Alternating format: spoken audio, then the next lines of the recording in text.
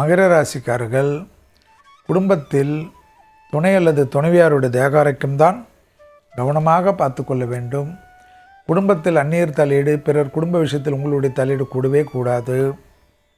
தாய் வழி உறவு, தந்தை வழி உறவு, அவர்களுக்கு தேக ஆரோக்கியத்தில் இருந்த பாதிப்புகளுக்கு ஒரு நிவர்த்தி ஏற்படுவதும், நல்ல மருத்துவம் கிடைப்பதும், நல்ல மருத்துவர் கிடைப்பதும், அவர்கள் நிம்மதியாக அதிலிருந்து தப்பிப்பதும் பெரிய மனநிறைவை ஏற்படுத்தும்.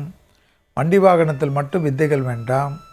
விநாயகரை கும்பிடுவதும் துர்கையை கும்பிடுவதும் பெரிய சந்தோஷத்தை ஏற்படுத்தும். நிறைய நல்ல காரியங்கள் குரு பார்வையால் ஏற்படும். அசையமசையா பொருள் சேர்க்கை ஏற்படும். வீடில் இருந்த செட்டில்மெண்ட்டு தீரும்.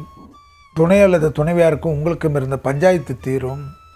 டைவர்ஸ் ஆகவில்லை என்று வருத்தப்பட்டு கொண்டு இருப்பவர்களுக்கு, கோர்ட்டு வழக்கு கேஸ் என்று குடும்பத்தில் நிம்மதி இல்லை என்று இருப்பவர்களுக்கு ஒன்று எல்லாம் செட்டில் ஆகி சேர்ந்து விடுவீர்கள். இல்லை என்றால் சந்தோஷமாக பிரிந்து விட்டு அப்பாடா என்று தனிப்பட்ட ஒரு வாழ்க்கையை ஆரம்பிக்கிறதுக்கு மகர ராசிக்காரர்களுக்கு அனுகூலங்கள் காணப்படும்.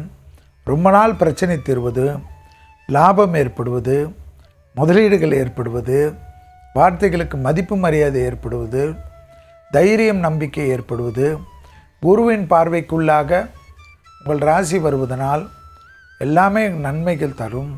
வயிறு நரம்பு சம்பந்தப்பட்ட உபத்திரத்தில் மட்டும் கவனமாக இருக்கணும். பிள்ளைகள் விஷயத்தில் பூத கண்ணாடி ஆராய்ச்சி கூடாது.